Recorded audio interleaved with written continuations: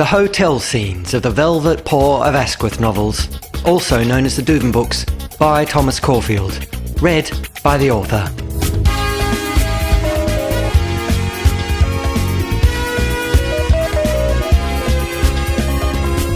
Chapter 4, from The Purging of Rouen, Chapter 26, in which Oscar returns to Hotel de Rouen to find it's in a much worse state than he left it, and that the dining room is still out of bounds because of said state. While he trotted up the hotel's steps, more guests absconded down them, their sobs bordering on hyperventilation. The stench in their wake hit him like something very large, very fast, and made entirely of steel. He staggered backwards, and the derby caught him before he sprawled across the ground a second time. Climbing up her, he swallowed at phlegm that was eager to stay in the car. "I don't think this is going to be as easy as I'd imagined," he said. "It never is." Wiping his mouth, he fought back up the steps and pushed at still swinging doors. With a snarl of anticipation, he entered. The derby, with morbid fascination, followed. Inside, they stopped, stared, and gagged. The foyer smelt like greasy cheese mixed with sweetened sick, and they cringed when chunks of plaster fell from its ceiling in response to frantic patrons gathering luggage upstairs. Wallpaper peeled and congealed in thick, soggy lumps and looked like a sneeze from something even larger than the steel thing just mentioned.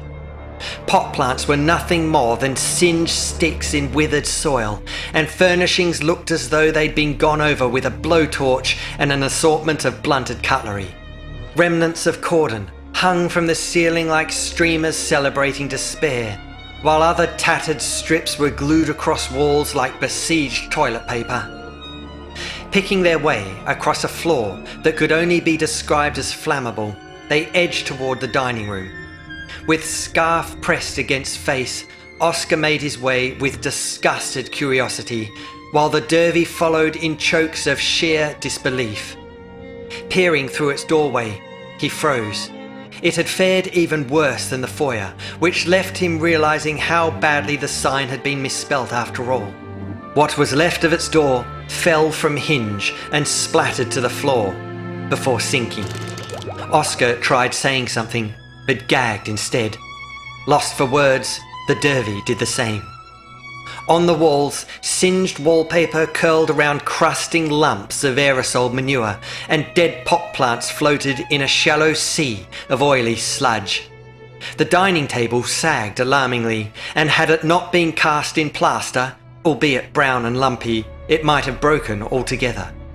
Chairs lay scattered like flesh-clad bones, having been discarded when diners fled across a sick-soaked floor, and a mound of poo steamed nearby, presumably deposited while slippery paws grappled with door handles. The guilt was too much for the derby, and she turned to hoik up some sick, which she dribbled onto something similar congealing upon the floor. "Can I help you?" a voice asked pleasantly.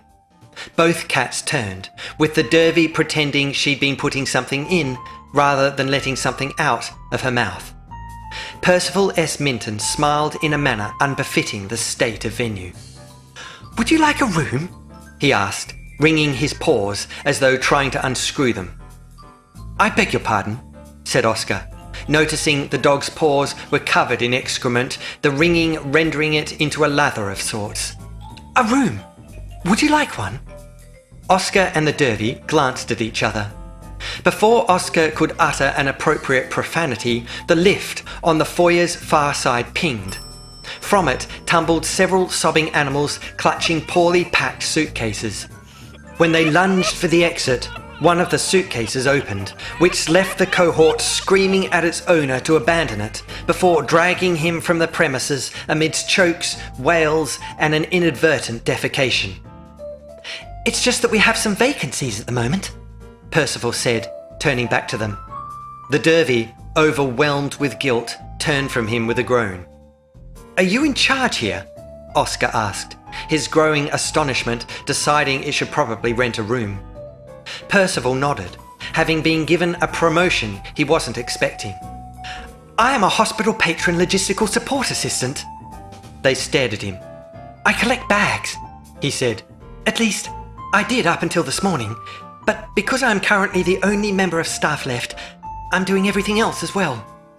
The only member of staff?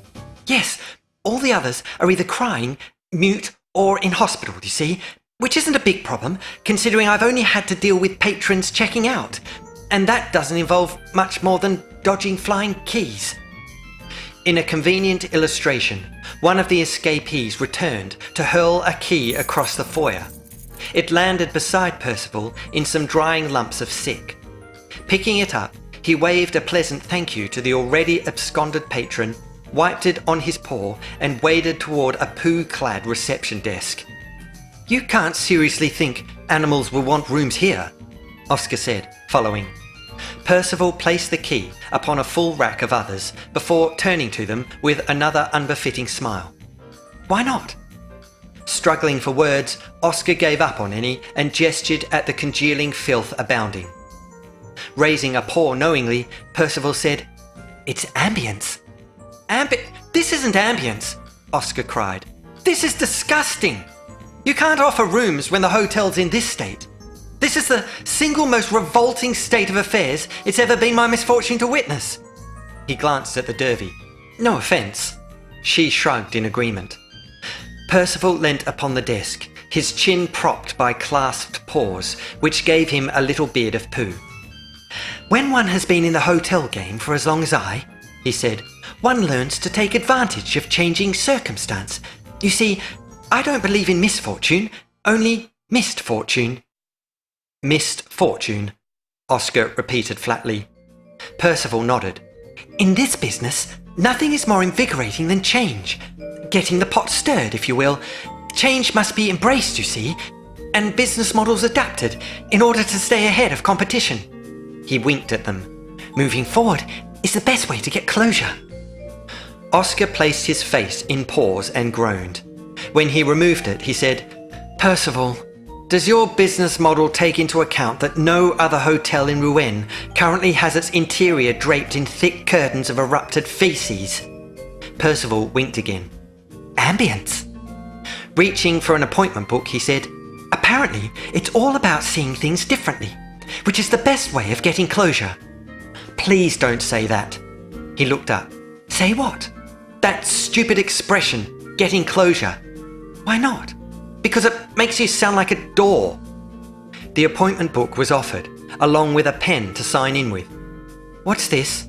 Oscar asked, unable to believe he was being offered a room after all. I thought you wanted a room. No, Percival, I do not want a room. Oh. Crestfallen, he retracted both and closed the appointment book. After wiping the pen upon his sleeve, he slumped behind his desk, eyes misty and bottom lip wobbling in a sort of generic surrender. Oscar glanced at the Derby, who raised her paws in refusing further involvement, having done enough already. He looked at Percival, wondering if the little dog's naivety had him resort to some appalling textbook on hotel management as a means to cope. Look, said Oscar, feeling sorry for him, I don't need a room here because I already have one. You do? A sudden hope withered into resignation, and he held out a paw for yet another returned key. But I don't want to return my key, Oscar said, because my room is nice. It has a nice view, and even the window frame is nice. In fact, I would like to keep my room and go to it now. Percival stared, hope blossoming across his face like a meadow of well-fertilized spring blooms. You wish to stay? He whispered. When Oscar nodded, Percival's thrill became the sort of thing that great nights out are renowned for. With a flurry through his appointment book, he declared that not only would Oscar be Hotel de Rouen's guest of honour, but would also be the hotel's only guest. Would you like room service? Percival asked, following them across the sticky floor toward lifts. No. Are you quite certain?